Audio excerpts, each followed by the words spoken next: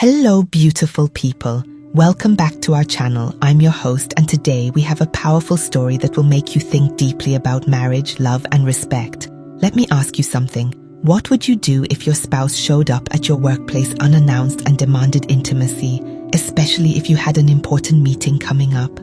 Today's story follows Folake and Kayode, a passionate Nigerian couple whose marriage is tested when boundaries are crossed in a corporate office. Stay with me till the end to see what happens when a wife refuses her husband's advances at work and how their marriage handles this crucial moment. Before we begin, please drop a comment telling me where you're watching from and what you think about workplace intimacy between married couples. Should some places be off limits, or is passion more important than place? If you're new here, don't forget to subscribe and hit the notification bell so you won't miss any of our engaging African stories. Now let's dive into this compelling tale. Folake adjusted her silk wrapper as she prepared breakfast in their modern kitchen. Through the window, she could see the first rays of sunlight kissing the well-manicured lawn of their duplex in Victoria Garden City. Her husband, Kayode, was upstairs getting ready for work. Their love story had begun 5 years ago at a corporate event. She was the rising star at First Trust Bank, while he was the ambitious CEO of a tech startup. Now, at 32 and 35 respectively, they had built what many considered a perfect marriage. "Something smells wonderful," Kayode said, walking into the kitchen. He was already dressed in a crisp blue suit, but instead of heading straight for his food as usual, he wrapped his arms around her waist from behind. "Saying behave yourself," Folake giggled, even as she pressed back against him. "The eggs will burn." "Let them," he whispered, his lips finding that sensitive spot behind her ear. "We have time." And just like that, breakfast was forgotten. They made love right there in the kitchen, the morning sun warming their skin. This was their normal, spontaneous, passionate, unbridled.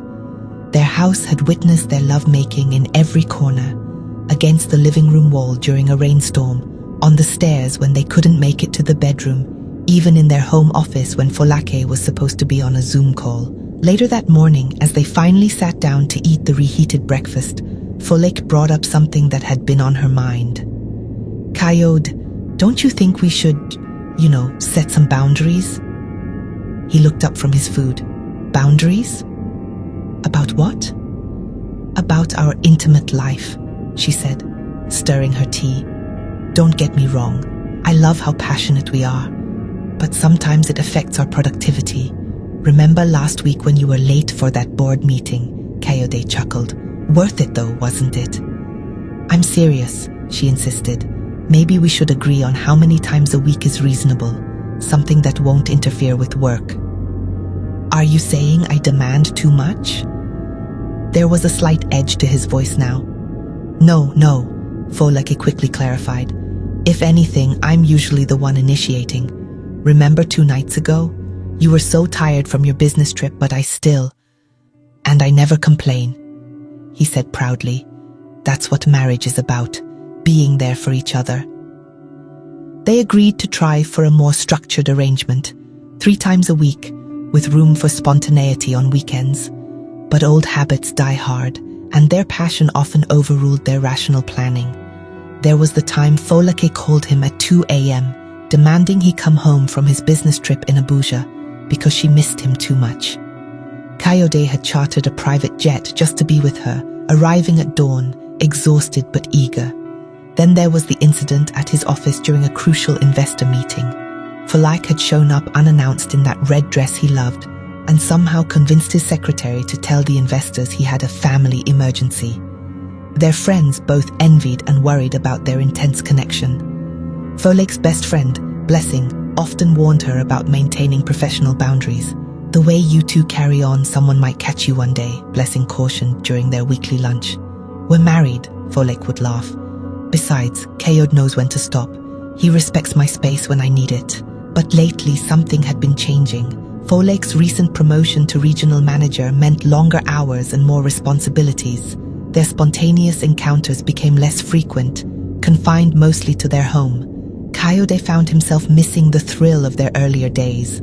One evening, as they lay in bed, he brought it up. Remember when we couldn't keep our hands off each other? When every place was an adventure? We still have that, Folake yawned, checking her work emails. We just need to be more appropriate about it. Appropriate, he scoffed. Since when did passion need to be appropriate?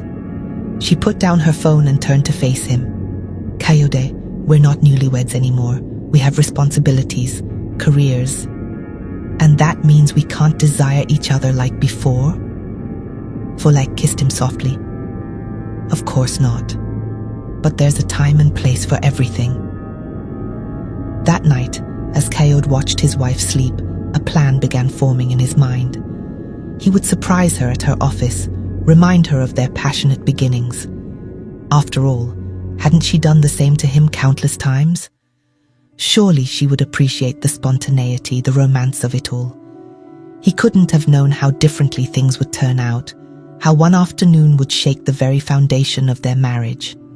Folake woke up earlier than usual that morning, her mind already on the board presentation she would deliver at 3 p.m. As she got ready, she watched her husband Kayode sleeping peacefully. Last night had been particularly passionate. They had made love twice. Once after dinner and again in the middle of the night when she woke up feeling needy. I'm heading out early today, she whispered, kissing his forehead. Big presentation, remember? Kayode stirred, pulling her down for a proper kiss. Come back to bed, he murmured against her lips, just for a few minutes. Baby, I can't, she giggled, extracting herself from his grip. But I promise to make it up to you tonight. At her office in Victoria Island, Folake buried herself in preparation. As the new regional manager of Prime Investment Bank, she needed this presentation to be perfect. Her secretary, Mrs. Okonkwo, knew not to disturb her except for emergencies. Around noon, while reviewing her slides, Folake's phone buzzed with a message from Kayode. Missing you already. Can't stop thinking about last night. She smiled, remembering how he had taken her against the kitchen counter, then carried her upstairs to their bedroom. Their passion for each other had only grown stronger over their 4 years of marriage. Yet lately, she had been struggling to balance their active, intimate life with her increasing professional responsibilities. At 1:15 p.m., Mrs. Okonkwo's voice came through the intercom. Ma, your husband is here to see you. Folake frowned. Kayode never visited her office unannounced. Send him in, she said, saving her presentation files. Kayode walked in, looking devastatingly handsome in a dark suit. But something about his expression made her pause. There was an intensity in his eyes she recognized from their most passionate moments. Lock the door, he said, his voice low and commanding. Kayode, what are you doing here? He approached her desk, loosening his tie. Remember last month when you came to my office? When you couldn't wait until evening? Folake blushed at the memory. She had been so overcome with desire that day, she'd practically ambushed him during his lunch break. That was different, she protested weakly. How? He was behind her now, his hands on her shoulders. You were insatiable that day, made me cancel 2 meetings. I have a presentation at 3 p.m., she said, trying to keep her voice steady as his hands moved lower. And I usually take my walk at this time. You know, I needed to clear my head before big meetings. We can work up a better sweat than walking, he whispered, turning her chair to face him. Remember last week when you woke me up at 2 a.m.? I had an early flight, but I still gave you what you wanted. Folake felt her resolve wavering. It was true. She had often demanded his attention at inappropriate times, and he had always obliged. But this was different. This was her workplace, and she had an important presentation. Kayode, please, she said firmly, standing up. Not now, not here. But he wasn't listening. He had already removed his jacket and was unbuttoning his shirt. Just a quickie, he murmured, reaching for her. Like that time in the restaurant bathroom. No! She pushed him away more forcefully this time. I said no. Something changed in his eyes then. Hurt, confusion, and something darker. You never say no at home, he said, advancing again. Even when I'm tired, even when I have early meetings, I never say no to you. This is my office. Her voice rose in panic as he cornered her against the wall. Kayode, stop this. When he reached for her again, she screamed. The sound seemed to echo in the large office, and suddenly there was banging on the door. Ma'am, is everything okay?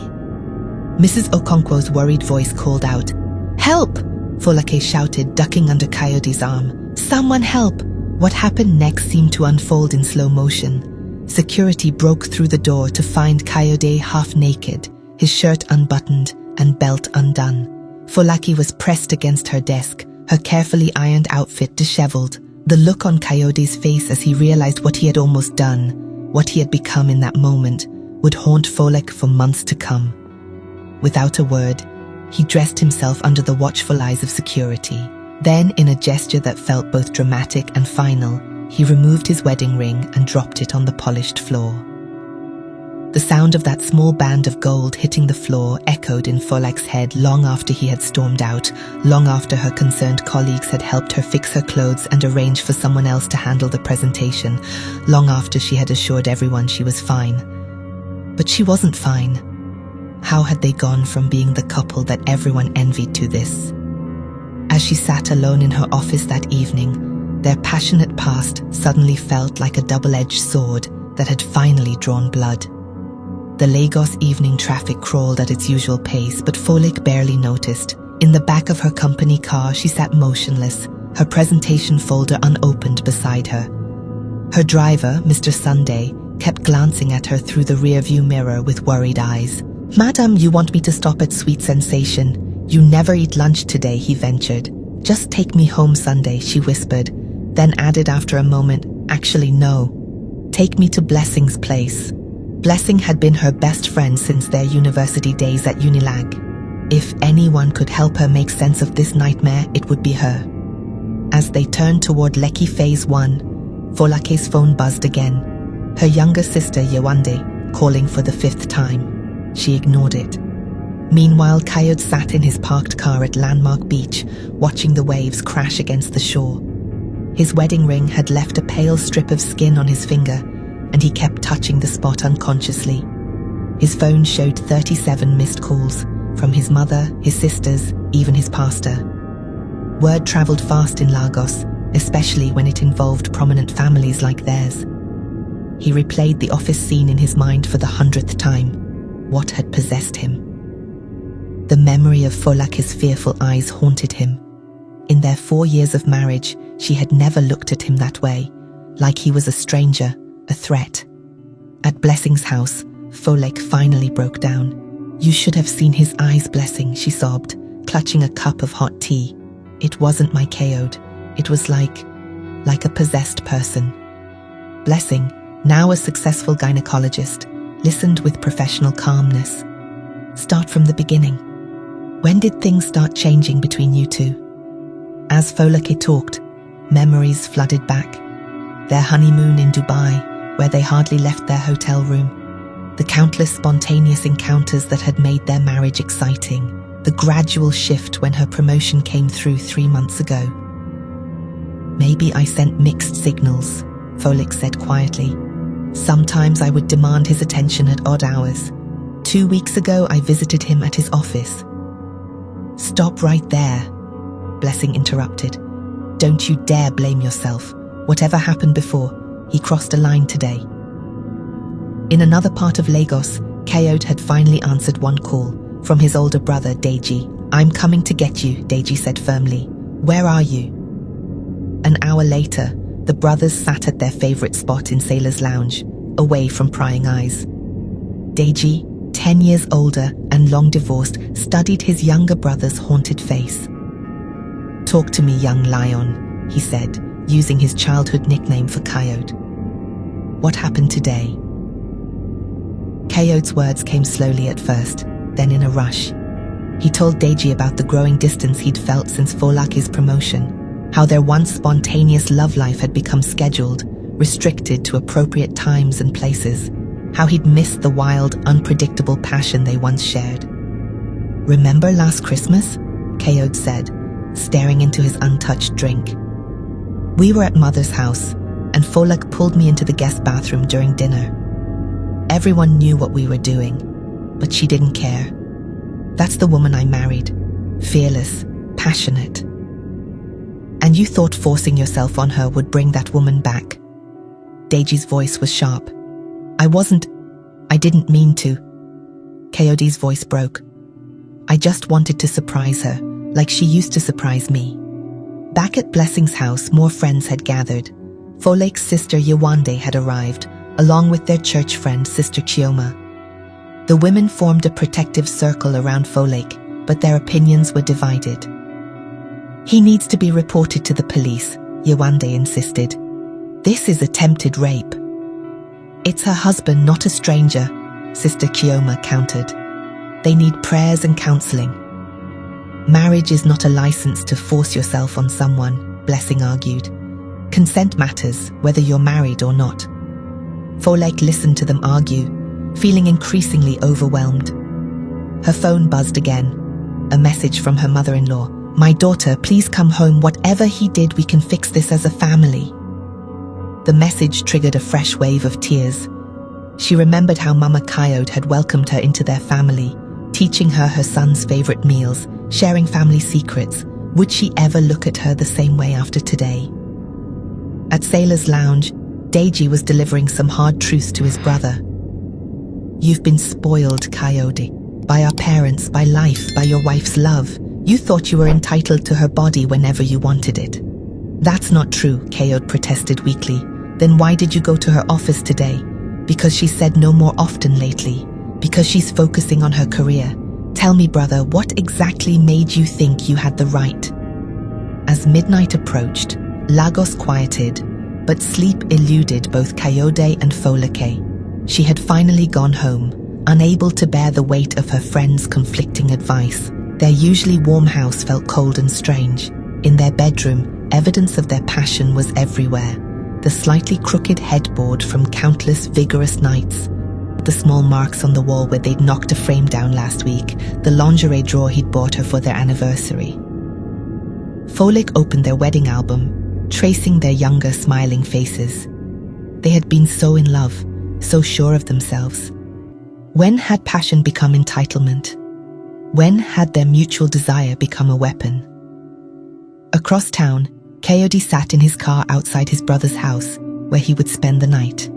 He pulled out his phone and opened his gallery. There they were, 4 years of selfies, videos and pictures, Folake surprising him at work with lunch, both of them dancing at his sister's wedding, their vacation in Zanzibar last year. Finally, he began to type a message to her. My love, I'm sorry. He stared at the words for a long time before deleting them. Sorry seemed inadequate for the trust he had broken, the line he had crossed. As the first hints of dawn colored the Lagos sky, both Coyote and Folake lay awake, wondering if their once perfect marriage could survive this test. Their passionate love had always burned bright, but today it had burned one of them, and the scars would take time to heal. 3 days had passed since the incident. Coyote sat in Pastor Emmanuel's office at his church, his posture rigid with barely contained frustration. His brother Deji had convinced him to seek counseling, but he wasn't making it easy for anyone. I still don't understand why everyone is acting like I committed a crime, Coyote said, his voice tight. This is my wife we're talking about. The same woman who once dragged me into a store changing room because she couldn't wait to get home. The same woman who, but this time she said no, Pastor Emmanuel interrupted gently. Multiple times from what I hear. She said no before, playing hard to get. It usually ends with both of us enjoying ourselves. Deji, who had insisted on attending the session, couldn't stay quiet any longer. Are you listening to yourself? You're talking about your wife like she's your property. Meanwhile, Folak sat in her mother's living room in Ikeja Giara, picking at her jollof rice. She hadn't eaten properly in days. Her phone lay silent beside her. Coyote hadn't called or messaged since throwing down his ring. Has he filed for divorce? Her mother asked quietly. Is that why he threw the ring? I don't know, Mama, Folake whispered. I don't know what's going through his mind anymore. She remembered how just last month They had discussed having children. Now she wondered if their marriage would survive the week. Back in Pastor Emmanuel's office, the counseling session had turned intense. "Let me ask you something, Kayode." The pastor leaned forward. "Why did you throw your wedding ring?" Kayode's confident facade cracked slightly. "I was angry, humiliated. The security guards were there. Her secretary was there. Everyone was looking at me like I was some kind of criminal. In that moment, I wanted to hurt her like she had hurt me. By rejecting you at the office. By changing." Kayode stood up, pacing. "Ever since this promotion, she's different. Everything needs to be scheduled now. She has her walking hours, her preparation time. What happened to the woman who couldn't keep her hands off me?"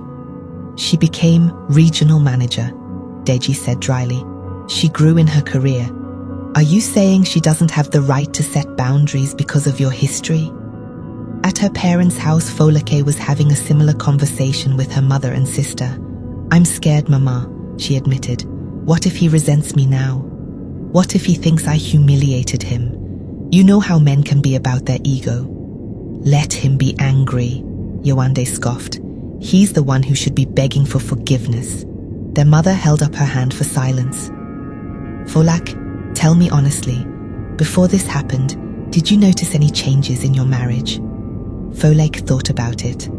"We were still intimate, but maybe I'd been less spontaneous. Work has been demanding, and I needed structure in my life, but I never thought he'd react this way."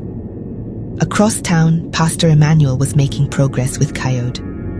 "Let's do a role reversal," he suggested. "Imagine Folek is in an important meeting. You're at home, tired from a long day. She bursts in, demands intimacy, and when you say no, she tries to force herself on you. How would you feel?" "That's different," Kayode started, but stopped when he saw their expressions. I would feel violated," he admitted finally.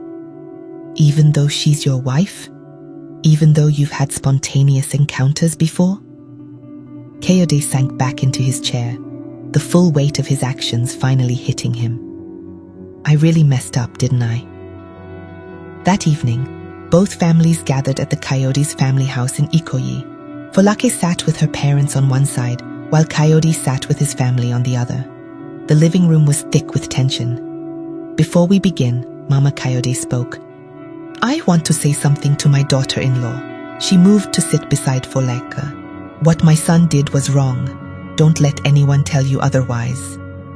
Kayode looked up, surprised by his mother's words. His father nodded in agreement. "The ring," Folake said suddenly, her voice trembling. "Did you throw it down because you want a divorce?" The room fell silent. Kayode pulled the ring from his pocket. He'd gone back to her office the next day to retrieve it. "No," he said quietly. "I threw it because I was ashamed and angry. Angry at being caught, at being stopped, at myself, though I didn't realize it then." He paused. "I've been doing a lot of thinking these past few days. At first I tried to justify my actions. I told myself we were married, that you've surprised me similarly before." "It's not the same," Folak interrupted. "I never forced you. If you said no, I stopped." "I know that now," he admitted. "I spoke with Pastor Emmanuel today. He made me see things differently." He looked at his ring. "We've always been passionate, spontaneous. When things started becoming more structured, I felt like I was losing you. But instead of talking about it, I tried to force things back to how they were." Their families watched in silence as the couple began their difficult conversation. "I was scared that day," Folake confessed. "For the first time in our marriage, I was afraid of you. Do you know what that feels like, to suddenly fear the person you trust most in the world?" Kayode's eyes filled with tears. "I never want you to feel that way again. Ever." He took a shaky breath. "I know saying sorry isn't enough. I've broken something precious between us. But if you're willing, I want to work on rebuilding your trust." "It won't be easy," Folek said. "Things can't just go back to how they were." "I know. I'm ready to do whatever it takes. Counseling, therapy, whatever you need." I want to understand why I did what I did, why I thought it was okay. I want to be better. Their parents exchanged glances. This would be a long journey, but at least it was beginning with honesty. 2 hours later, after both families had left, Kayode and Folake sat in their living room, the space between them both familiar and strange. "What happens now?" Folake asked. Kayode held out his wedding ring. "First, I ask if I can wear this again, not because everything is fixed, but as a promise to do the work needed to earn back your trust." Folake looked at the ring for a long moment. "You can wear it," she said finally. "But Kayode, we need to talk about boundaries, real, clear boundaries." "I'm listening," he said, and for the first time in their marriage, they began to have an honest conversation about consent, respect, and the difference between passion and entitlement. Outside their window, Lagos traffic honked and bustled as usual. Life went on, but in their home, something had fundamentally shifted. Their love story wasn't over, but it was entering a new chapter, one that would require more wisdom, more respect, and a deeper understanding of each other's boundaries. As they talked into the night, both recognized that their marriage would never be the same, but maybe, just maybe, it could become something better, something built on mutual respect rather than just passion, on communication rather than assumptions, on consent rather than entitlement.